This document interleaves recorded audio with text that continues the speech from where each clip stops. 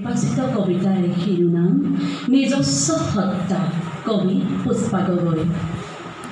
কোলাহলৰ মাজেৰে ঘন কুঁৱলী ফালি ভাহি আহে এটি দূৰৈৰ মৃদু কুহুৰি। মই উন্মনা হৈছিলোঁ সপোনৰ পথাৰ তৰা। বাস্তৱৰ পথাৰত ই যে নহয় তোমাৰ সঁহাৰি। তেওঁলোকৰ মাজত ভীষণ কোলাহল।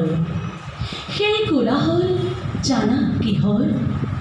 সেই কোলাহল হ'ল ইজনে সিজনক পিছলৈ ঠেলি আগলৈ আগবাঢ়ি যোৱা।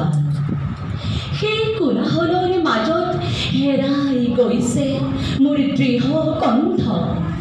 সেই কোলাহলৰ মাজত হেৰাই গৈছে মোৰ নিজস্ব সত্তা। হেৰাই গৈছোঁ আমি জীৱনৰ চাকনৈয়াৰ মাজত।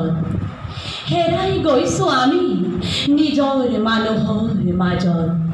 হেৰাই গৈছোঁ আমি আপোনজনৰ হেতা ওপৰত। আঁতৰি আহিছোঁ আমিবোৰ দেখি তেওঁলোকৰ ৰেৰূপৰ তত্ত্ব। নহ'লে যে অচিৰেই হেৰাই যাব আমাৰ নিজস্ব সত্তা। ধন্যবাদ।